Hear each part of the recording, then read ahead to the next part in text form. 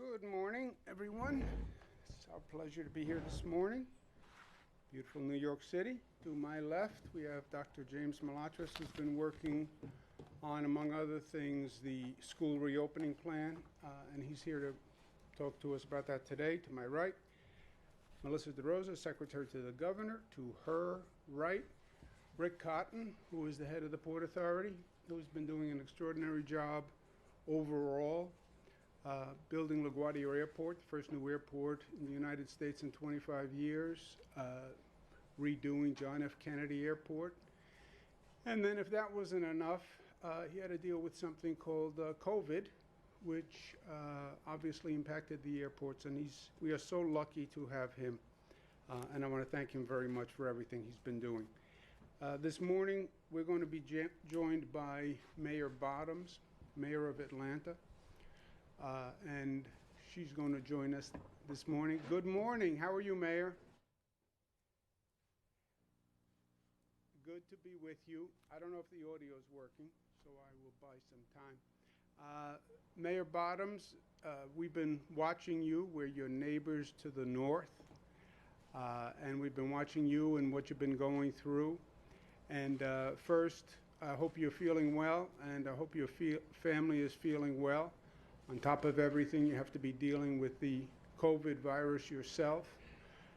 Then you have your hands more than full there. You have not only the COVID virus, but the other virus of racism and division and what was going on with Mr. Brooks.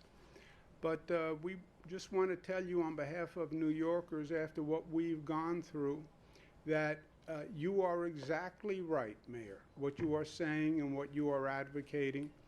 You know, it's no longer a question of theory or a question of politics. We have facts. We have data. We went through it here in New York. We went through it in a worst-case scenario. And it is about following the data and following the science and taking the precautions and doing what's right. It is about masks. Masks work. We can tell you that here in New York. We had the worst spike per capita on the globe, and we brought it down. And now you see these other states are going higher than New York. So those masks work. We were the first state to start mandatory masks April 15th.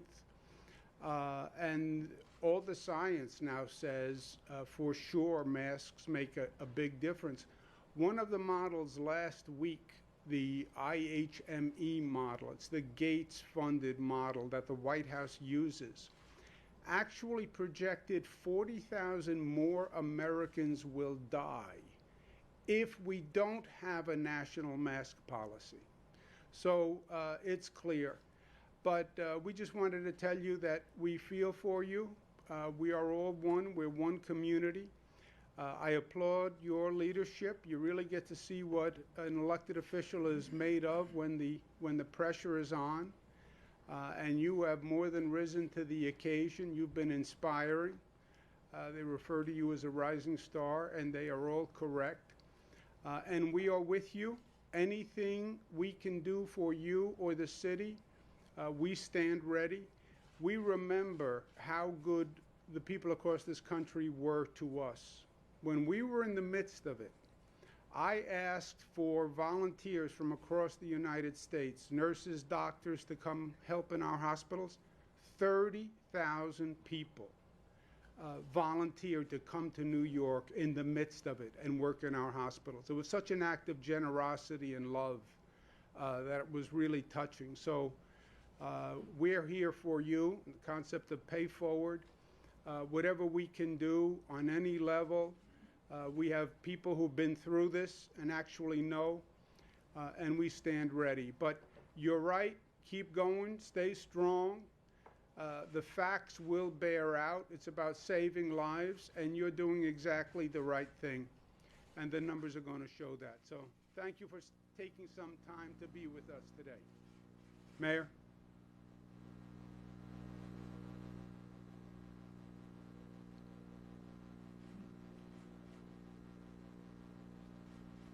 Across the country And at the beginning of this pandemic, my charge to my team was simple: God bless the child who's got its own.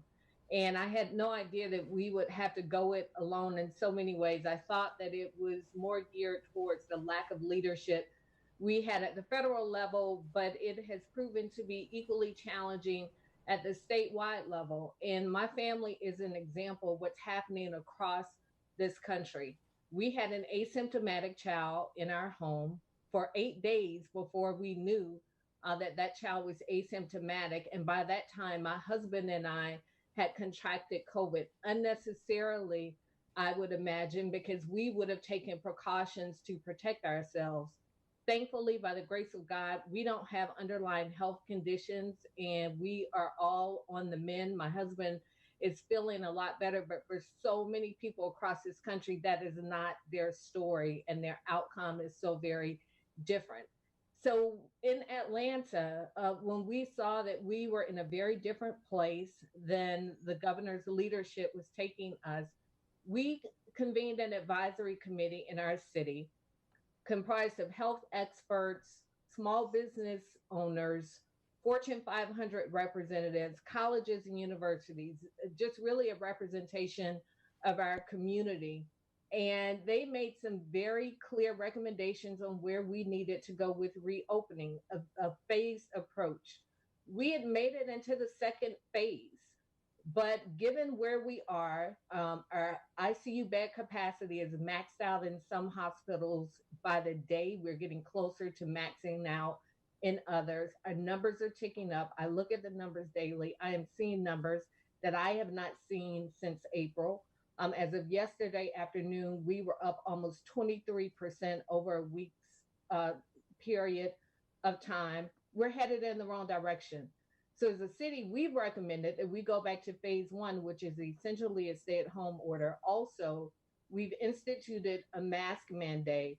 The benefit of that is one, us taking a very clear position as a city that we recognize that wearing masks help save lives, but also even in the world's busiest airport, Hartsfield Jackson Atlanta International Airport, one of our largest job centers, we can also mandate mask there as well. And it's very simple. Unless we have a coordinated approach across this country, we are going to continue to unnecessarily watch people die. And what makes it even more frustrating and even more disappointing, we didn't have to look to Italy. We could look to New York, and you told us very clearly that if we didn't do things differently in our cities and states, we would find ourselves in the same situation that New York was facing.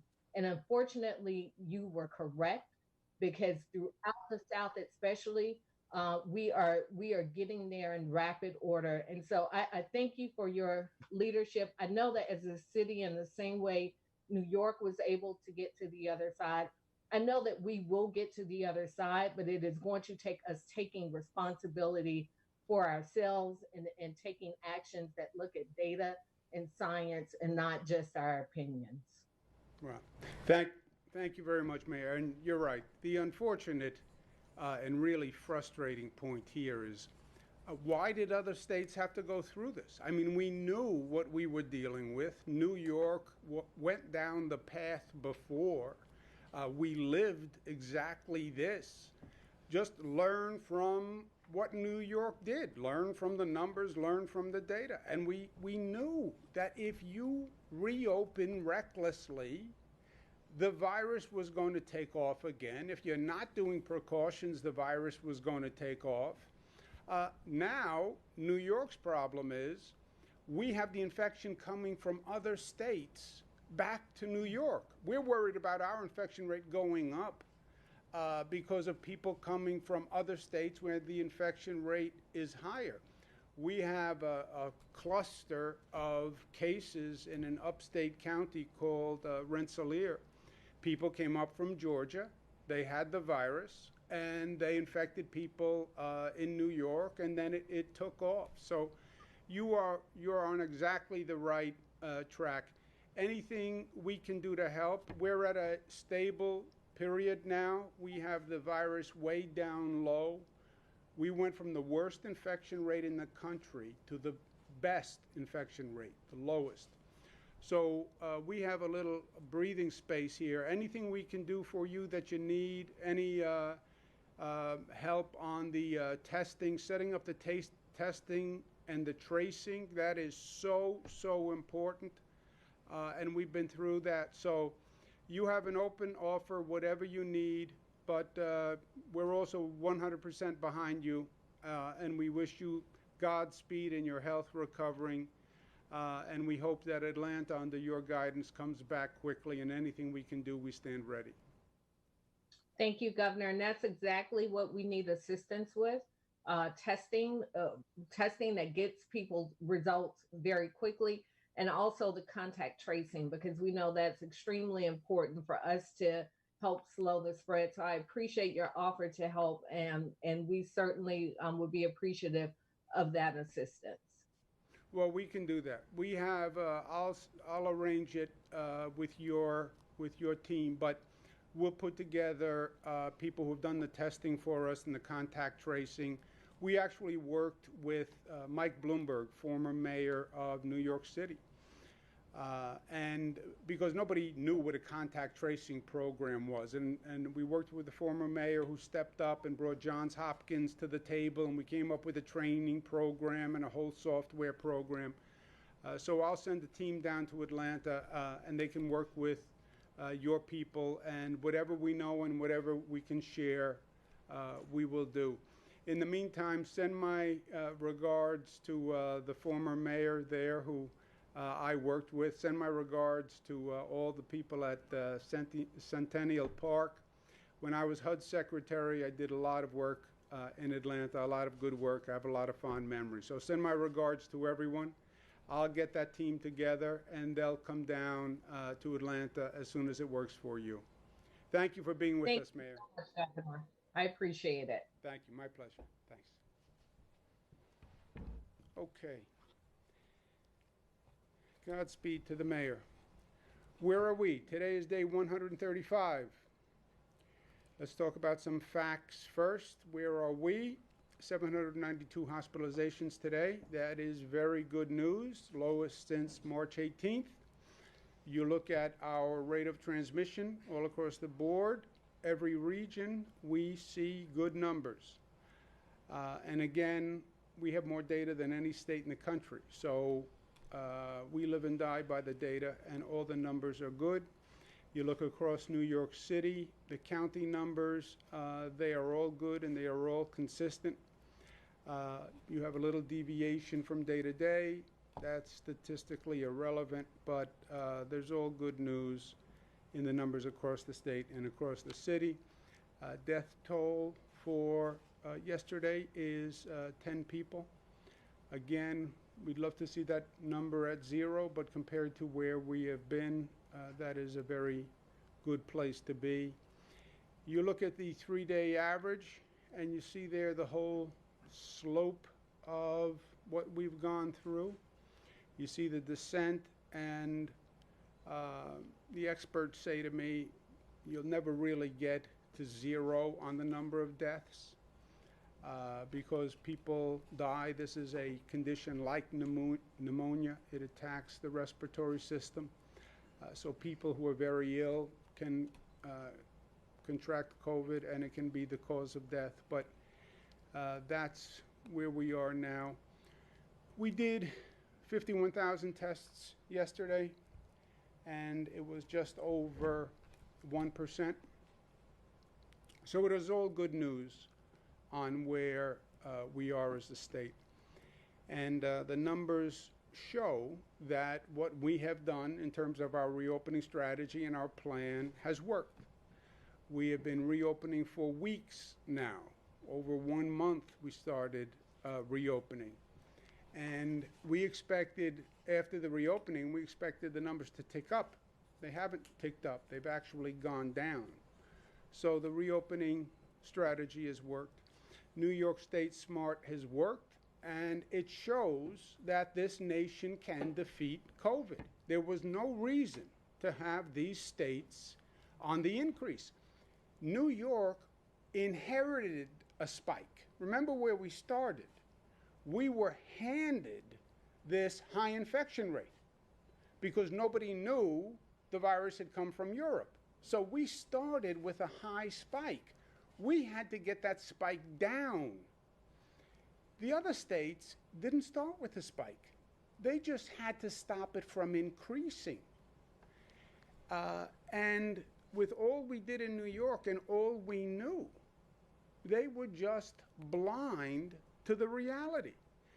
And again, I want to congratulate New Yorkers who really stepped up to the plate, and they did what they had to do. And it was hard.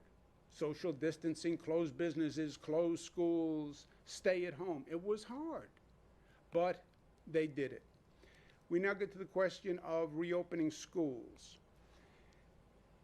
There is a state formula that will determine if it is safe to reopen schools, okay? So open schools or not, there's a state formula that determines it. There are then state guidelines as to how that school reopens, right? State formula determines if it reopens. If it reopens, the second question is how, and that will be done by state guidelines. But the question of school opening is like the question of reopening the economy. Reopening the schools, reopening the economy. It's the same conversation. And by the way, it's the exact same conversation with the President of the United States. We talked about reopening the economy, and he said, just reopen the economy. There's no reason for any of this stuff, phases, data, masks, it's all baloney, just reopen. Yeah, we saw how well that worked. Go ask Florida and Texas and Arizona how well that worked. On schools, what does he say? Reopen the schools. Just open them up. Don't worry. Yeah. He was wrong on the economic reopening. He's wrong on the schools reopening. Everybody wants to reopen the schools. I want to reopen the schools. Everybody wants to reopen the schools. It's not do we reopen or not. You reopen if it is safe to reopen. How do you know if it's safe? You look at the data. You don't hold your finger up and feel the wind. You don't have an inspiration. You don't have a dream. You don't have an emotion. Look at the data.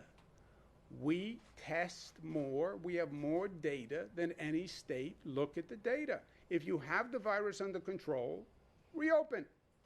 If you don't have the virus under control, then you can't reopen, right? We're not going to use our children as a litmus test, and we're not going to put our children in a place where their health is endangered.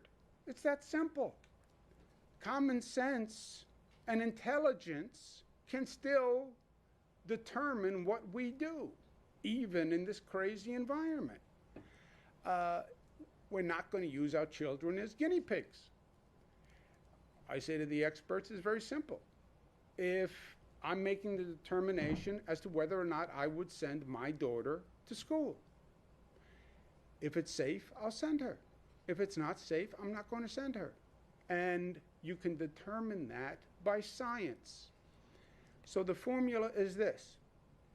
Schools will reopen if that region is in phase 4 and the daily infection rate remains 5% or lower over a 14-day average. Okay? You're in phase 4 and you're under 5% infection rate. That means the virus is under control. That means it's safe to reopen.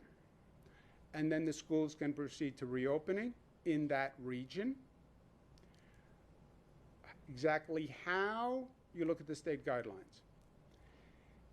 This determination will be made the first week in August. Second question is, what happens if between the first week in August and the day school opens, the virus spikes? I don't want to be in a position where we made a determination August 7th and then the virus spikes, but we already said the schools are going to reopen. So the safety valve, there's a floor. Schools will close if the regional infection rate is above 9% on a 7-day average. Okay? So you get a green light, reopen in a region if you're in phase 4 and the infection rate is 5% or lower.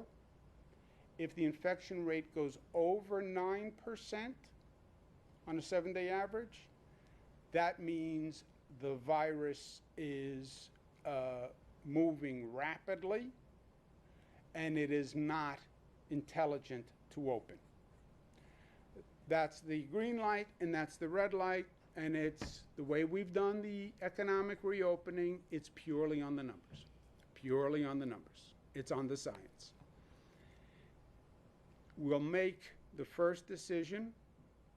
We'll look at the numbers the week of August 1 to 7, the week because it's a rolling 14-day average. Different regions are in different positions on the 14-day average. Between August 1st, you get a green light on August 1st. Between August 1st and the day the school opens, we continue to monitor every day. And if the infection rate goes over 9, then we hit an emergency stop button. Okay? It's very simple. It's clear. Once you get a green light to reopen, then how you reopen, you follow the guidelines. And we leave it to the 700 school districts across the state to come up with the specific plan pursuant to those guidelines. We have done state health guidelines. The State Department of Education is doing state education guidelines, which will incorporate our health guidelines. We had a great Reimagine Education Advisory Council that did a lot of work to come up with the guidelines. Jim Malatras ran it for me. I want to thank them all very much for the good work they did. They're education officials from all across the state. They came up with guidelines that will say the districts have to have flexible plans, there have to be safeguards, they're prioritizing safety, maximizing available space, focusing on arts, career, technical education. They have to be innovative. How do you use remote learning? How do you use innovative models, best practices? And all the guidelines will be up today. We want masks and PPE whenever students or staff cannot maintain social distancing. Masks work. They work for children, they work for teachers, they work for everyone. We have social distancing, 6 feet separations. We have cohort structures in the guidelines. Guidelines on transportation, food service, aftercare, extracurricular activities. Every child and person entering will be screened. Tracing has to work in the schools, cleaning and closure procedures. That's all in the guidelines. And again, we've done the health guidelines, State Department of Education, which I do not run. It's a separate agency. They'll do the education guidelines incorporating ours. Well, then what's the bad news? All our numbers are good. All our numbers are good. Bad news is we have to keep them that way. And there are challenges. There are 2 threats. First is lack of compliance by New Yorkers. We get arrogant, we get cocky, weather's warm, the numbers are good. I heard the governor, he said everything was good, there's nothing to worry about. I never said there's nothing to worry about. I never said that. I said the numbers are good. I worry every day. Well, you just worry a lot. No, I'm not really a worrier by nature. The circumstances cause me to worry.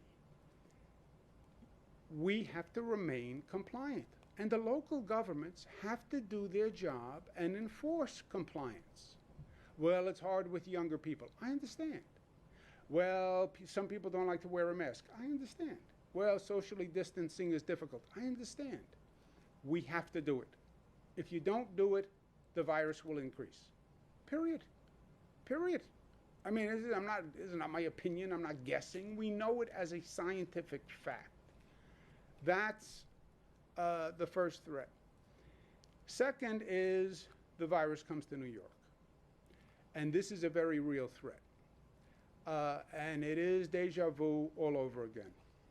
The first federal debacle was losing track of the virus that was supposed to be in China and not knowing it left China and it went to Europe and then it came here from Europe. And the federal government has now admitted this. It was one of the great federal blunders in history, cost thousands of lives in New York and billions of dollars. They just missed it. Yeah. It was a terrible miss and a terrible mistake. And it's what created the spike in New York. The second federal mistake is even after everything we went through, they allowed and pushed the other states to reopen recklessly, and you now have the virus out of control in other states, and it's going to fly back to New York. The first mistake brought it from Europe to New York. The second mistake will bring it from Georgia to New York and Texas to New York and Arizona to New York and the 38 states that see the virus going up. Both times, New York did nothing wrong. It was the federal government that caused our problem and then, frankly, wanted to have nothing to do with the solution. They caused the problem and then they said, you're on your own. Literally, you have 39 states that are now seeing the virus increase and come to New York. So we talk about the valve. I talk about the valve, the reopening valve, and we talked about monitoring it all along. You now have to add 2 additional measures or dials to the valve. One is now you have to watch the effect of noncompliance and make sure the local governments are doing their job. The second dial is now the effect of the national outbreak and people coming here to New York with the virus. Those are the 2 new complications that have been added to the mix. And look, it is the federal government because it is the federal government. Sometimes it is what it is. And this has been gross negligence. They have been denying the reality of the situation from the beginning. It doesn't exist. It's going to go away. By Easter, we'll reopen. When it gets warm, it will go away like it's a miracle. It didn't go away. There was no miracle. You denied reality. This is their political agenda over public health policy. That's what this is. This is politically inconvenient in an election year. So deny it. Yeah. Except you are jeopardizing public health and you're losing lives by your denial and your political agenda. And then, when the federal government didn't step up and handle this, this was a federal crisis. Why is New York State or the state of Georgia or the state of California or any of these states handling the COVID virus? It's a national issue. The president did a federal emergency declaration. You know what a federal emergency declaration means? It means a federal emergency. You know who's in charge of federal emergencies? The federal government. That's why they use the word federal in all of those expressions. I was in the federal government. When there's a federal emergency, it's the responsibility of the federal government. They just abandoned their post and said it's up to the states. And by the way, they got offended when the states asked for any resources or help from the federal government. If they're not going to step up and address a problem that hurts every state in the United States, then what is the point of the federal government? I mean, if you don't see that as your role, what is the role? And now the president is attacking science. What a surprise. No surprise. He's been attacking science from day one. The denial of reality was to deny science. And he's done that from day one. At the end of the day, science trumps politics. Politics does not trump science. You don't defeat a virus with politics. You defeat a virus by using science and medicine. That was true from day one. President now says his own health officials are lying about the virus. His own CDC health officials are lying about the virus. Well, if the president is telling the truth, you know what he should do? He should fire them. He should fire them. You know what I would do if I believed my health commissioner was lying? I would fire him. If I said in this room, my health commissioner is lying about the coronavirus, you know what your first question would be? Governor, if you say he's lying, how do you not fire him? How do you keep him in charge of health policy if you say the person is lying? Because someone is clearly lying to the American people. And people are dying because of it.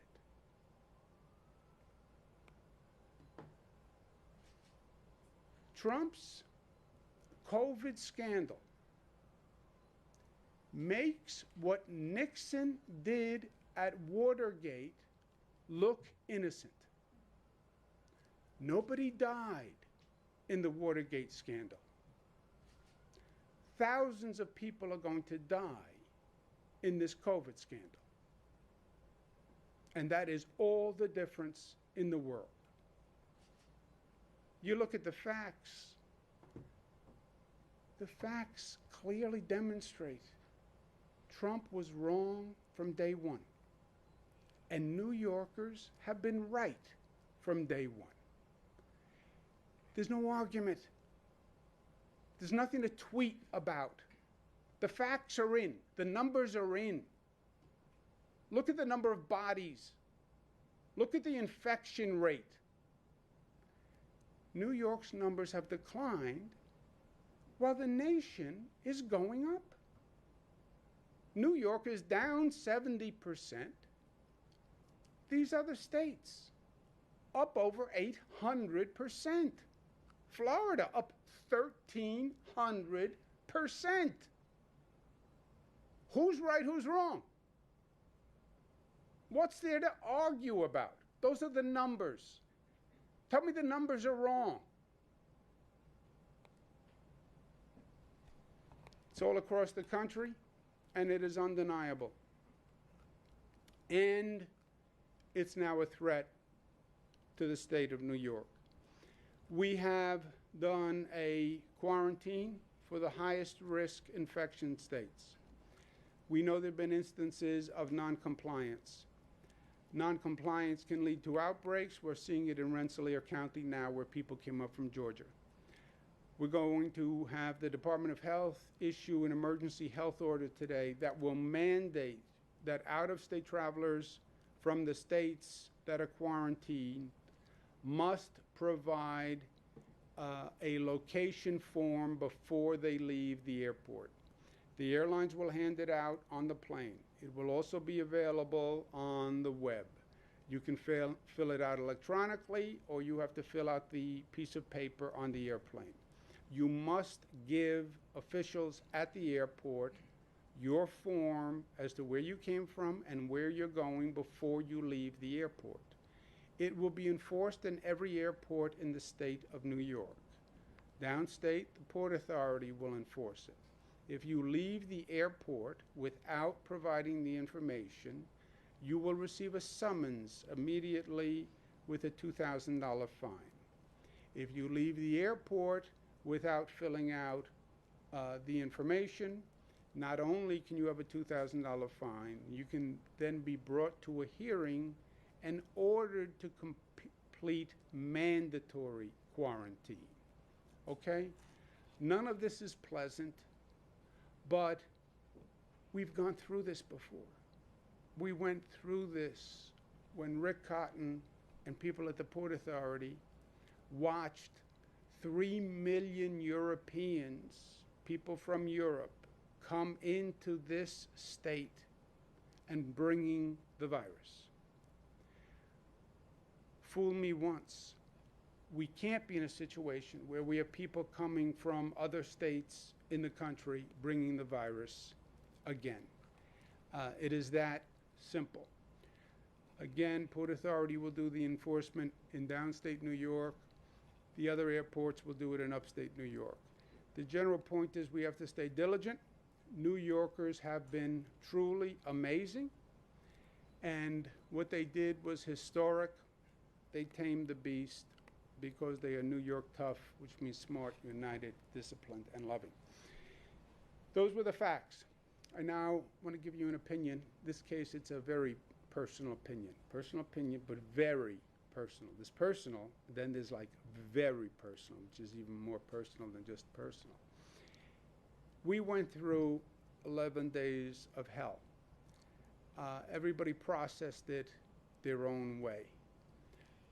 I saw it as climbing a mountain, and you had to climb that mountain every day, and every day was hard, and every day climbing the mountain, you didn't even know how high the mountain was. And at the same time, you were designing the mountain because our behavior was going to design the mountain and design the plateau and the peak. When will the virus stop? When you stop the virus, is what the experts would say to me. It was like a cruel riddle every day. When do the deaths stop? When does the infection rate stop? When you stop it. What does that mean? When the social distancing works, when the close down policies work, when the masks work. So you're climbing a mountain and you are designing the curve of the mountain. It ends when you say it ends, right? This was traumatizing for people. And on a personal level, economic level, it was frightening, it was isolating. Everyone had their own demons they were dealing with. I had my own demons and my own fears. I'm afraid for my mother, afraid for my kids, afraid for my brother. Everyone had their own pain and their own trauma to deal with. But what we went through and what we did was historic. Because we did tame the beast. We did turn the corner. We did plateau that mountain. And then we came down the other side. And they will be talking about what we did for decades to come. It really was an historic moment. Personally traumatic, socially traumatic, and historic. So, I love history. I love poster art. Poster art is something they did in the early 1900s, late 1800s, when they had to communicate their whole platform candidacy on one piece of paper, right? You wanted to run a campaign. They didn't have TV commercials. They didn't have mail. They didn't have any of these things. So they got their whole message on one piece of paper. And it always fascinated me. I used so many words. What if somebody said, okay, no words. Paint me a picture that tells the story of what you're trying to say. That's poster art. And it's helped me because it's been like a relief valve. Not that I don't have joy every day dealing with you guys, but I could go and just use a different side of my brain. And this was the most famous, the William Jennings Bryan with the octopus. He's fighting the octopus, and the octopus is corporate trusts that are taking over the economy, right? You could almost do that again today. So over the past few years, I've done my own posters on that capture that feeling. I did this one for the State of the State, Ship of State, that was sailing in this sea of division, right, back in January. Well, in any event, so I did a new one for what we went through with COVID. And I think the general shape is familiar to you. We went up the mountain, we curved the mountain, we came down the other side.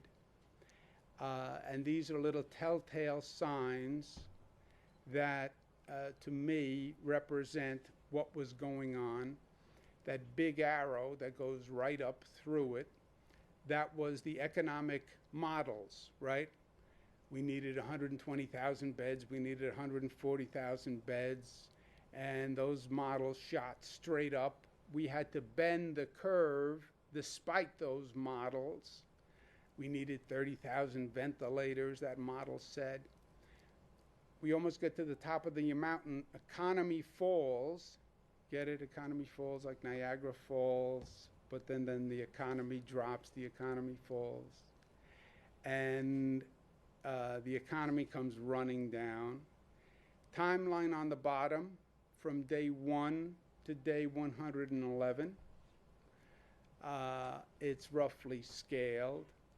And then little visuals of what was going on. Starts on day 1. Little octopus is the tell, back to the William Jennings Bryan poster.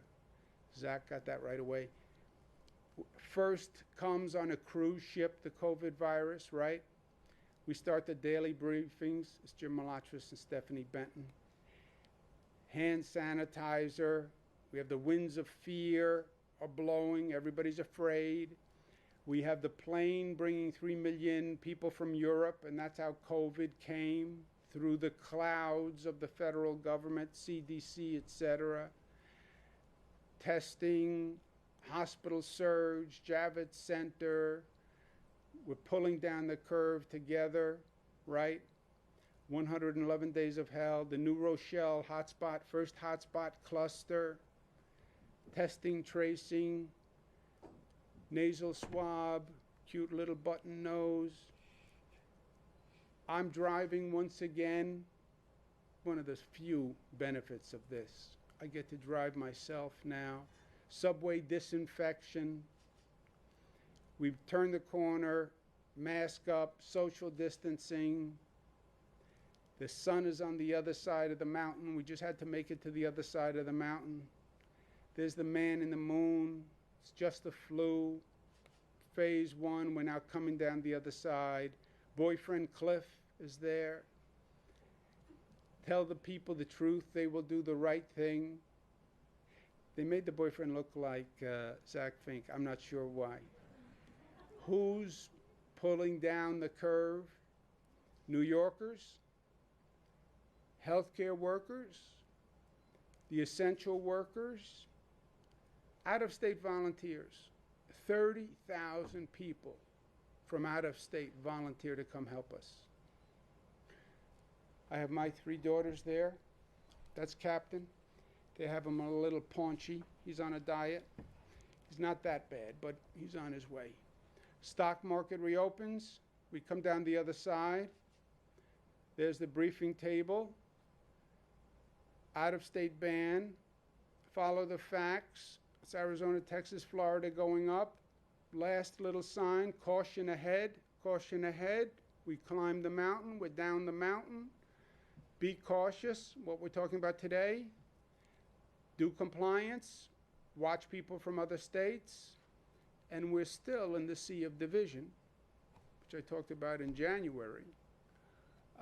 Even worse, George Floyd murder, racial tension, protests, even worse than it was.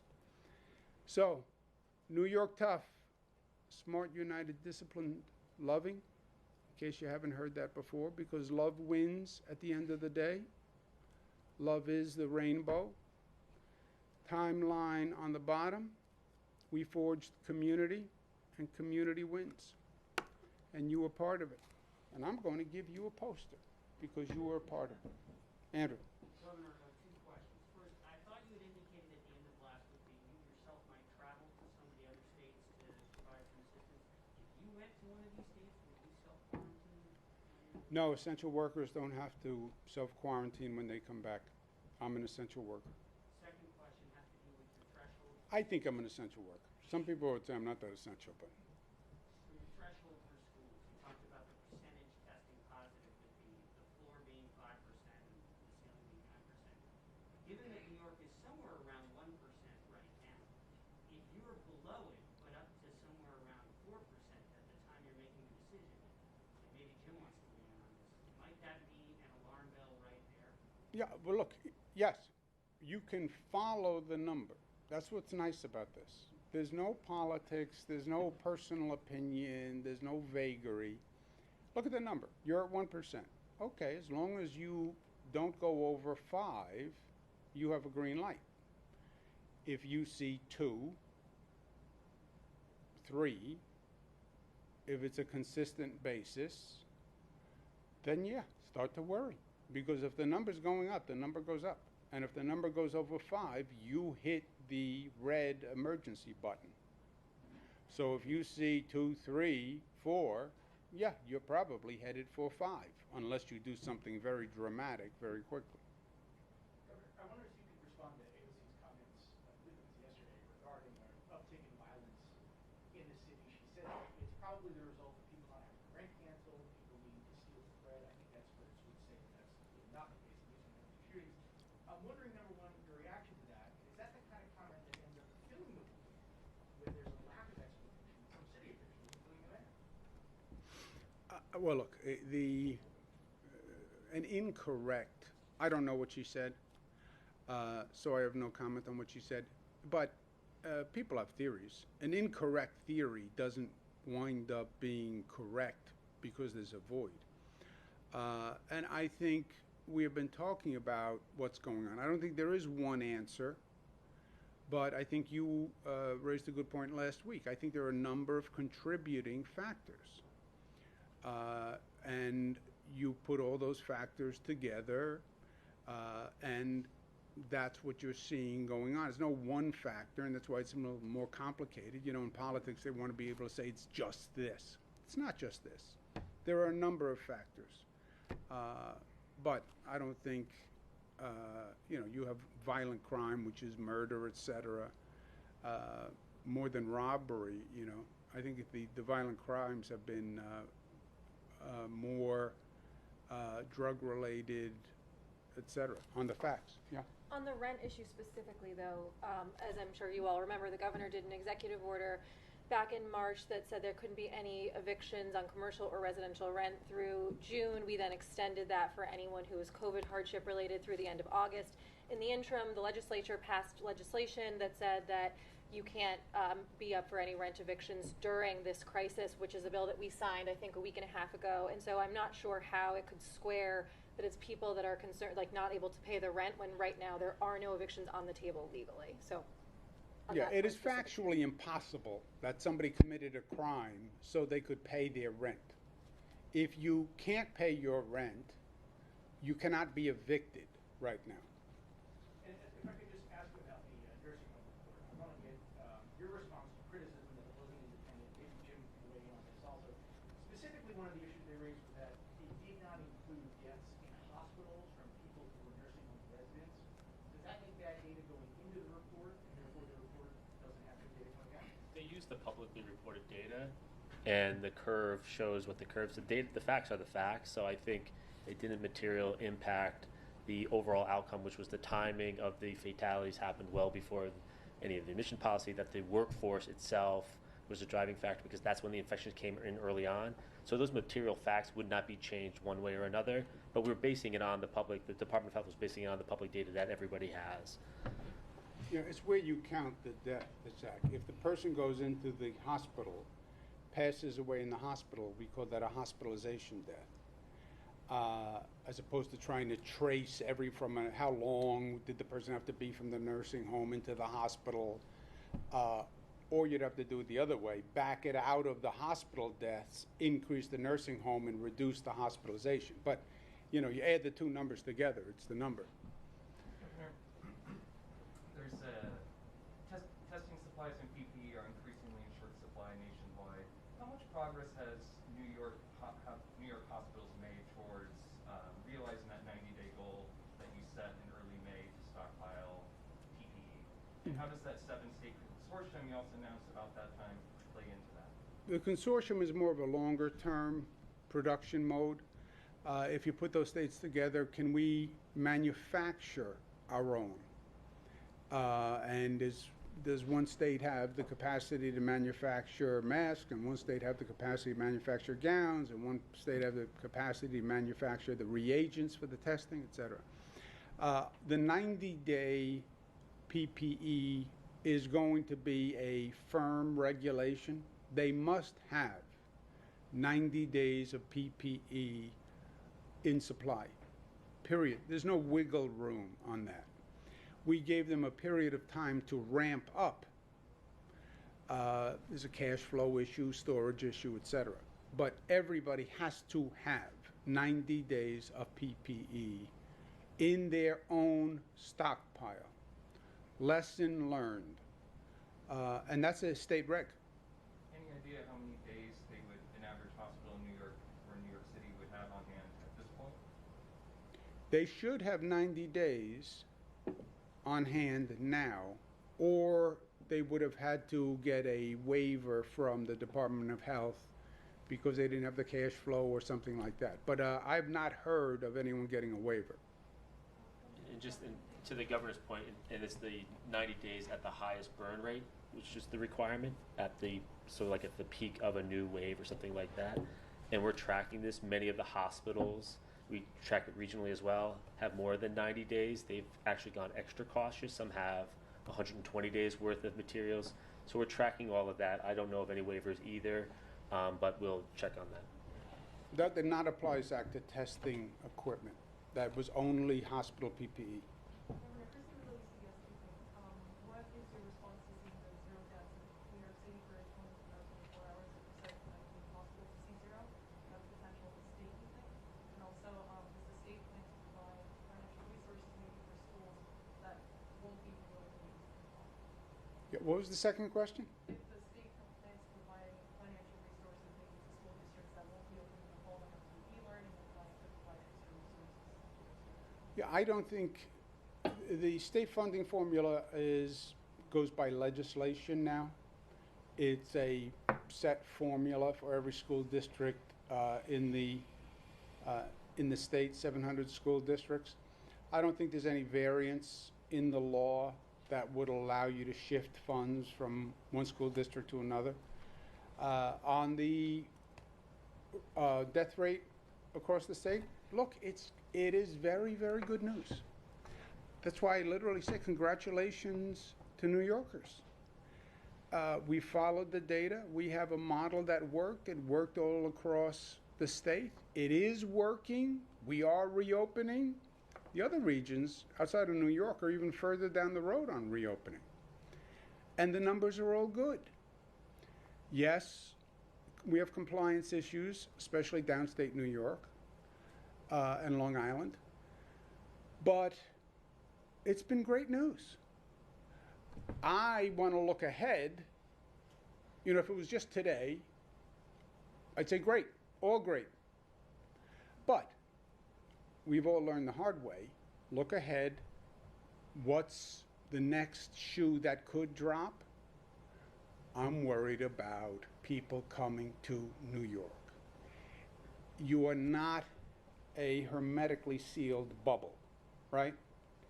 Somebody lands in New York, they come through Rick's Airport, they come through JFK, LaGuardia, Newark Airport. I remember the first positive we had was a health worker coming back through the airport. And I remember what that started. First case. What Uber did she get into? Who at the gate did she say hello to? Where did she pick up her bag? What Uber driver? Who did she shake hands with in her hotel lobby? You know, it came in through the airports. It will come in through the airports once again. Concerning the new